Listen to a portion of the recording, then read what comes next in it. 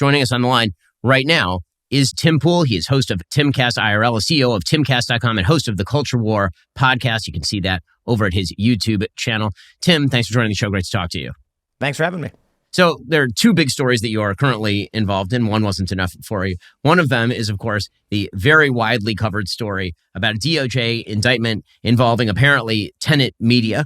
Tenet Media, according to the allegations, was being paid effectively by a Russian front. And when I say the company was, what I really mean is the founders of the company apparently were, if the allegations in the indictment are true. All the media ran with was that because you are a host whose show is posted at Tenet Media, that this must have implicated you or Dave Rubin or Benny Johnson. Why don't you give us sort of the rundown of what's going on here? Yeah, the simple version is the Culture War podcast existed well before Tenet Media or any licensing agreement. We had the show. So I've got multiple YouTube channels. One is youtube.com/Timcast. That was my original channel where I used to host a 4 p.m., half an hour podcast. We switched formats because I have a couple channels. One was redundant. I have another one that's basically the same thing. They're kind of redundant. So we turned this one into a Friday morning live show about cultural issues. So it's politics doesn't, come in relatively often, but, we did one on dating. We did an episode on simulation theory versus Christianity and religion. So it's not an overtly political show. That show was licensed for principal broadcast, non-exclusive to Tenet Media. That's it. The show exists still to this day, and it will be at youtube.com/Timcast on Fridays. So with this story, we're hearing that these allegations, it's kind of crazy. I mean, Lauren Chen, I guess she's been fired from The Blaze. I don't know a lot about what's going on. In fact, I think I only talked to her a couple times this year. For me, it was, we had an existing show that a new show we had launched, had been up for a few months. We hosted people like Vivek Ramaswamy on it. And we were preparing to engage in sponsorships. And, they were getting hundreds of thousands of views per episode. And we decided to license it out because Lauren contacted us and was saying, we'd love to license something from you. And I said, well, we don't need to do that. We're an independent company. We have our own members and sponsorships. And then it took quite a while, but long story short, we agreed to a non-exclusive broadcast license, which meant that we own the show. The show is owned by the Culture War company, which is its own company. We own distribution rights. We own audio distribution rights, everything about it. They just effectively paid for a license, which would have it appear on their YouTube channel Friday mornings at 10 a.m. And with that, they got to use my likeness and things like that. And so now with these allegations, I don't know what's going on there, but I don't know if you want to ask any questions so we can elaborate. Yeah, I mean, I think the only questions that, given the media coverage, I think the question that people in the media are pushing, at least, is the idea that there must have been some sort of outside external Russian control of your show. Maybe you want to address how you do the editorial at your show. Was Lauren ever talking to you about the editorial content of the show or anything like that? Nope. So I barely even talked to Lauren. And it's kind of crazy. I've known her for a long time. So when she said that she was launching a company, she had investors, I'm like, okay. I mean, I hear that 50 times a year. And in the podcast space, we just heard that I think Travis Kelce is getting a $100 million contract. So these numbers that's where they're at. I think people don't realize how big the podcasting space is and the revenue that you generate from sponsorships and memberships. So it seemed kind of, mundane to a certain extent. A lot of people think these numbers are huge. But yeah, so I don't know. Ask me again. I'm losing my train of thought. Yeah, no. I mean, the only question was basically whether you were in control of the editorial, and it sounds like you were. So. I mean, the Culture War show is a conversation show on various topics. The subject matter of the show editorially there's no thought into it. We had been talking about hosting a show on religious debate and simulation theory and AI. So I talked to my booking agent and said, can we find a guy who talks about AI and simulation and then do a 2-hour conversation? That's the gist of it. That's how the show was produced. The first episode that actually appeared on Tenet was about skateboarding. Quite literally, we had a professional skateboard filmer, an amateur and a professional skateboarder, and we talked about skateboarding because I'm a skateboarder, that's what we do. So, I mean, it's kind of crazy to hear that they're saying the media's jumped the gun completely on what the story is. The DOJ indictment literally says that commentators were deceived, that there was a rather sophisticated plan to manipulate the commentators of the platform so that they wouldn't know what was going on.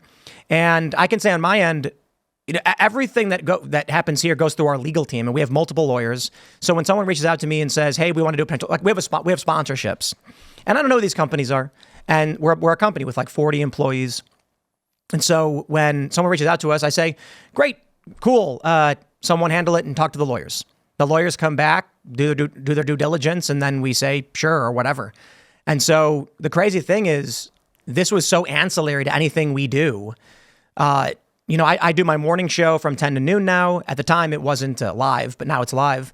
And then we do Timcast IRL from 8 p.m. to 11 p.m. And so I don't really think much at all about where the show is streaming or distribution. For all I knew, this was, Lauren Chen. She works at The Blaze. She wanted to start a company. She found investors. That was seemingly the gist of it. We only ever took money from an American corporation. The amount of money that we were offered for the show was around market value for offers we had already received. And so it was just like, cool, I know Lauren, sure, whatever. And then you got Benny and Dave and Matt Christensen and Taylor Hansen, who I know them all. And I'm like, yeah, this seems fine, whatever. And the crazy thing is, assuming all this stuff is true, I'm like, man, this sucks. We didn't need the deal. The deal didn't do anything for us. It was just, sure, I guess.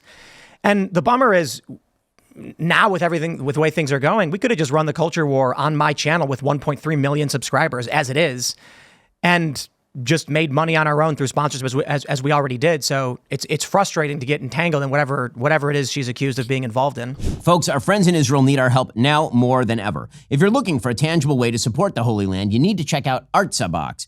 Artza brings the essence of Israel right to your doorstep. Every 3 months, you receive a carefully curated collection of authentic Israeli products, a treasure trove of handcrafted gifts, beautiful artwork, delicious foods, aromatic spices, and more. It's like taking a journey through the land of the Bible without even leaving your home. Here's why Artza is really special. With tourism at a standstill and many Israelis displaced, your subscription directly supports small businesses and charities in Israel. You're not just getting amazing products, you're providing a lifeline to real people who are struggling right now. Each Artza box is designed to connect you with the rich history and culture of Israel. Let me tell you, it has become a favorite in the Shapiro household. My kids love exploring every new box that arrives, learning about Israel's heritage, tasting the flavors of the Holy Land. It's great stuff. Use code BEN10 at artzabox.com for 10% off any subscription plan. It's a beautiful gift for your family. It's a great way to deepen your connection to the Holy Land.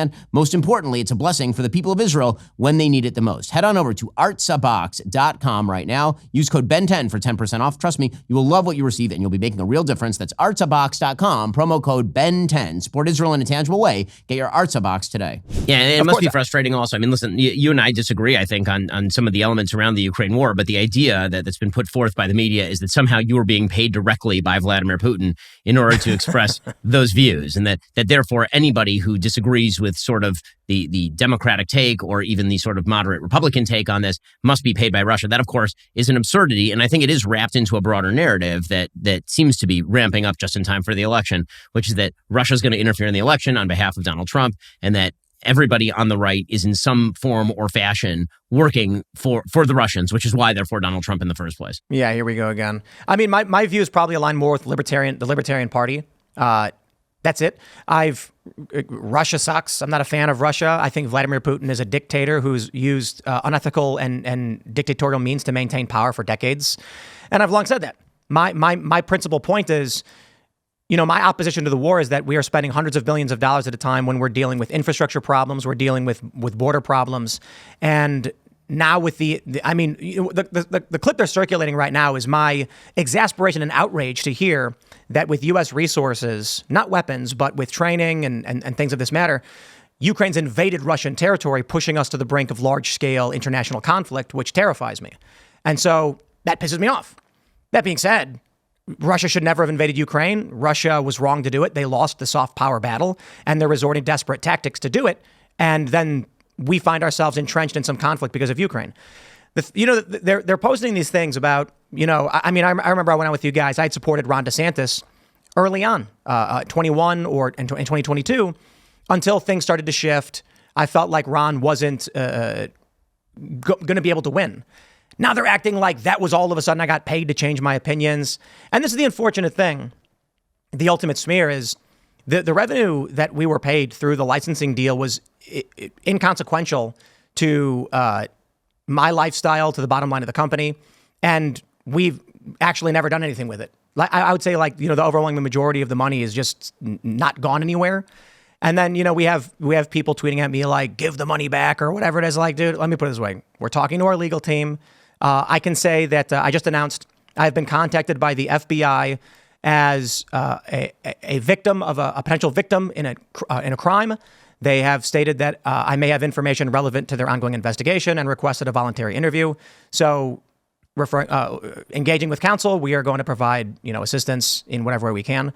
And that's about it. I mean, it's they say it's like an arm's length deal. That's what it's always referred to. And I'm like, man, I don't even know what that means. I know that we had a show that already existed that talks about video games, dating, culture, some political issues. We had an Israel-Palestine debate, and we licensed it for publication, non-exclusive. Like that's the crazy thing. It's like it was not even an exclusive show. It's a non-exclusive. We published it other places. We own the rights for all of it. And so now we get entrenched in whatever this is. And I'm just like, nah, I don't have anything to do with this. I don't know what it is Lauren Chen was doing. I'm quite perturbed by the allegations. I don't know what'll turn out to be true, but I'm pissed.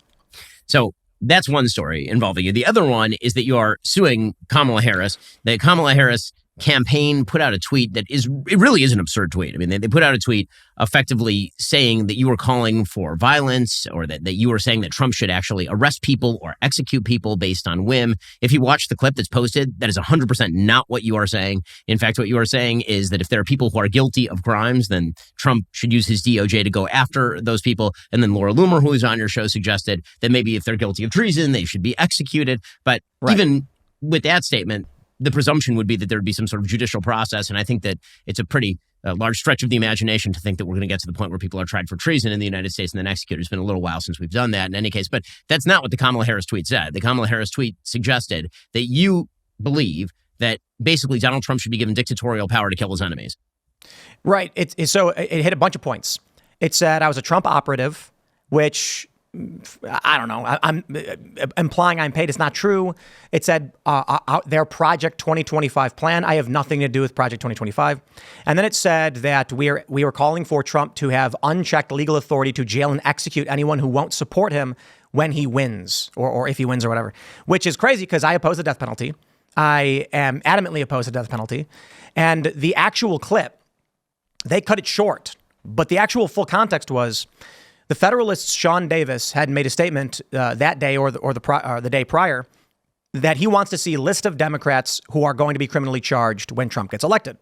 My point was kind of walking that back. Like, we don't want to come out and just say, go arrest Democrats. The point in the full context of the conversation is, are there some, like, I'll put it this way. When he says he wants a list of Democrats, my point is this. Are there some Democrats who should be criminally charged? Yes, because they committed crimes. I am not saying Democrat voters. I am not saying all Democrats. I am saying certainly there are people aligned with the Democratic Party. I believe that there was that lawyer who was criminally charged over the Carter Page incident. These people exist. Donald Trump will need an AG, a deputy attorney general, and a head of the FBI who are going to launch investigations, get real evidence of these crimes, have warrants. There will be trials in front of the world to prove the crimes they committed, and then they can be sentenced. My point is it's not a point of origin for me to say, hey, Trump, go arrest these people. Not at all. My point was, hey, you're calling for the arrest, but we have to make sure if that's the case, these people are actually guilty of crimes. They've actually faced trial. And then to go on to claim that I would call for the execution of people who wouldn't support Trump, I don't believe there is anything more extreme you could accuse a person of doing, saying, or of views they held. That is the epitome of extreme statement. To claim that I was advocating for what is tantamount to genocide is an extreme lie, and that's why we're taking immediate action. And I engaged my legal team and said we're going forward with it. So we're in the preparation phase, but we're moving quickly. So, Tim, what remedy are you seeking from the Kamala Harris campaign? I assume, obviously, a takedown of the tweet, but what else? Well, we're not there yet. My lawyers are drafting the argument, so I think it's premature for me to say all of exactly what the remedy is going to be, and I have to confer with my lawyers on that. But I don't know how much I can say, considering my lawyers are currently working on it, but we are going over paperwork, and once we have something finalized and it's filed, then everyone will know exactly what we're saying beyond the, hey, you can't accuse someone of these things. This is crazy. Well, Tim, really appreciate taking the time. I know that things are very, very busy over there. And, honestly, the media coverage of all of this is quite absurd when it comes to you. So, I feel for you, my friend. Are you tired of the lies and the twist of the mainstream media talking points? Yeah, me too. Join me in my newest series, Fact, where I dismantle and bring truth to this tiring mainstream agenda.